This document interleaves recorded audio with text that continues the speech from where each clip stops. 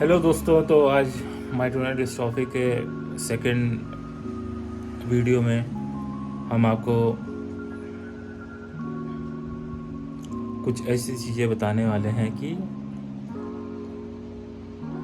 जो life threatening है, और माइटोनिक डिस्ट्रॉफी के साथ में वो चीज़ें नहीं करनी है।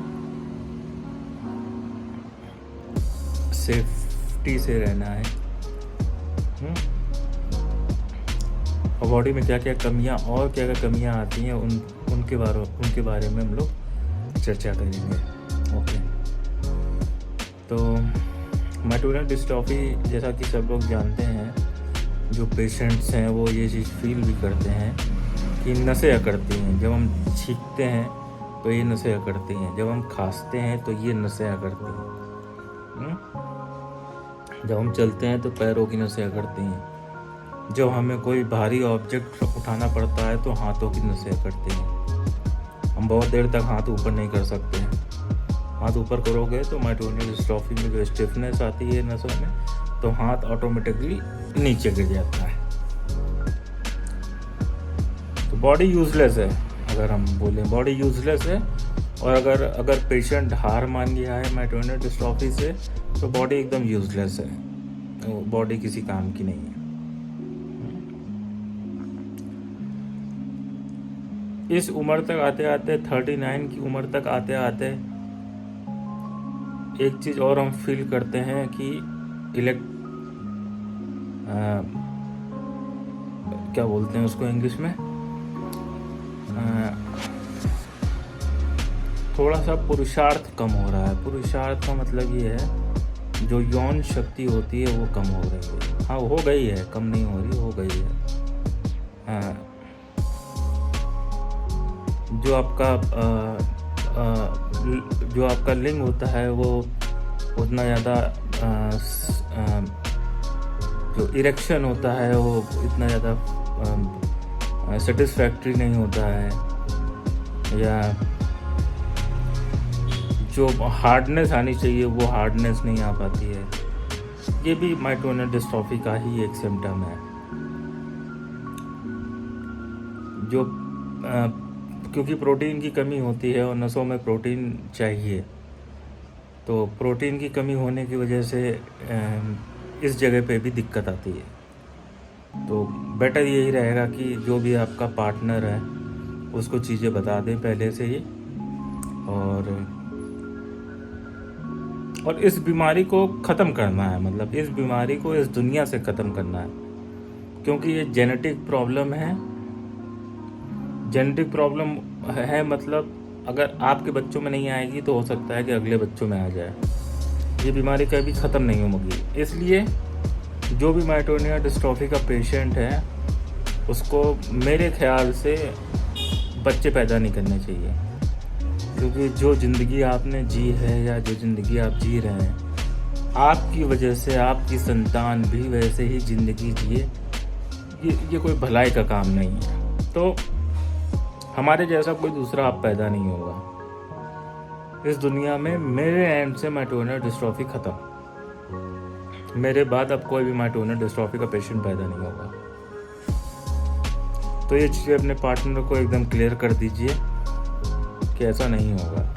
और इन केस अगर आप क्लियर नहीं करते हैं और बेबी हो जाता है और उसको माइटोनिक डिस्ट्रॉफी हो जाती है, तो आप क्योंकि भुगत ही रहे हैं माइटोनिक डिस्ट्रॉफी, बच्चे को भी माइटोनिक डिस्ट्रॉफी हो जाए, और किस लेवल की हो जाए, हो सकता है आपको कम लेवल की है लेकिन आपके बच्चे को और ज़्यादा लेवल की हो जाए, वो 10 उम्र से या 10 की उम्र से या 12 या 15 की उम्र से व्हील चेयर पे आ जाए। तो ये भी पॉसिबिलिटीज़ बनती हैं। किसी पे इफ़ेक्ट ज़्यादा होता है, किसी में इफ़ेक्ट कम होता है, तो रिस्क नहीं लेने का। आप भुगत ही रहे हो, दूसरा भी भुगत जाए, इस वजह से हमसे अब कोई भी बच्चा पैदा नहीं होगा, या माइटोनिक डिस्ट्रॉफी के पेशेंट से कोई भी बच्चा पैदा नहीं होना चाहिए। अपने हृदय का ध्यान रखिए, क्योंकि हमें हार्ट में प्रॉब्लम्स आ रही हैं, हर दिन आ रही हैं, बेचैनी हो रही है, सांस लेने में प्रॉब्लम हो रही है, और हमने क्योंकि अभी दिखाया था थोड़ा दिन पहले, तो कहते माइटोनियन डिस्ट्रॉफी का ही इफेक्ट आ रहा है हार्ट पे।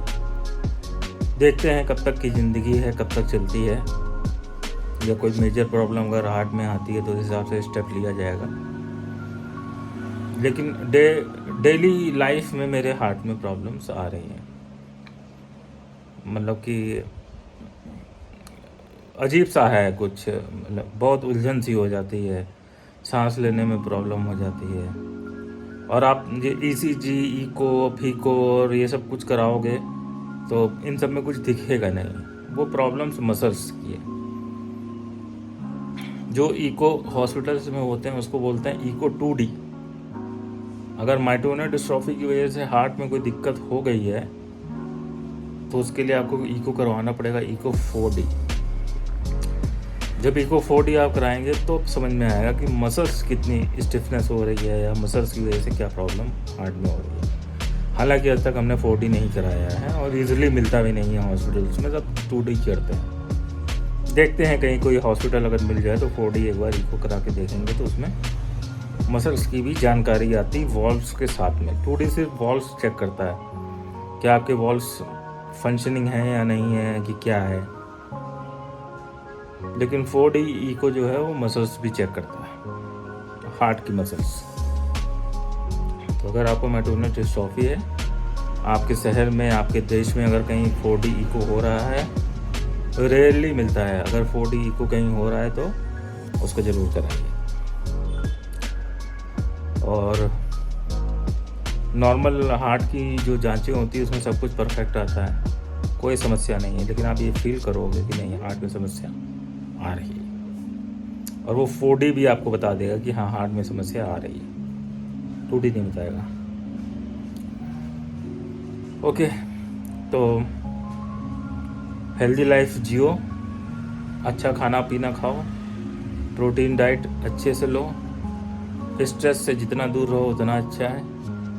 बाढ़ में गई दुनिया, बाढ़ में गए लोग, ज़िंदगी बहुत थोड़ी सी मिली है। माइटोनियन डिस्ट्रॉफी वालों को कब सडन डेथ होगी पता नहीं है, ड्यू टू हार्ट की वजह से ही माइटोनियन डिस्ट्रॉफी का पेशेंट जाता है। ड्यू टू हार्ट कब सडन डेथ होगी पता नहीं है, इसलिए जितनी लाइफ है उसको अच्छे से जियो, विदाउट स्ट्रेस जियो। जो थोड़ा बड़ा पैसा आ रहा है पॉकेट में उससे अपनी लाइफ व्यतीत करो, और जितना हो सके सेविंग करो।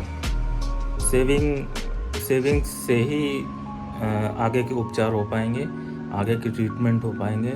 कोई घंटा मदद करने नहीं आएगा, सरकारें मदद करने नहीं आएंगी, हेल्थ इंश्योरेंस वाले मदद करने नहीं आएंगे। जो कुछ होना है आपके खुद के पैसे से होना है, तो पैसा कमाओ। 1 रुपये कमाते हो तो 54 खर्च करो, 12 आने सेव करो, जो कि आपके आगे बॉडी पे ही लगने वाला है। तो इसी के साथ आज का ये एपिसोड ख़त्म करते हैं, और आशा करते हैं कि इस जानकारी से आपको कुछ तो लाभ मिलेगा। माइटोनियन डिस्ट्रॉफी के पेशेंट्स को कुछ तो थोड़ा बहुत लाभ मिलेगा इस जानकारी से। तो फिर से हम लोग मिलते हैं नेक्स्ट वीडियो में, और इस बार टॉपिक लेके आएंगे कि सांस में जो प्रॉब्लम आती है माइटोनियन डिस्ट्रॉफी के केस में, उसको कैसे बियर करना है, उसको कैसे संभालना है।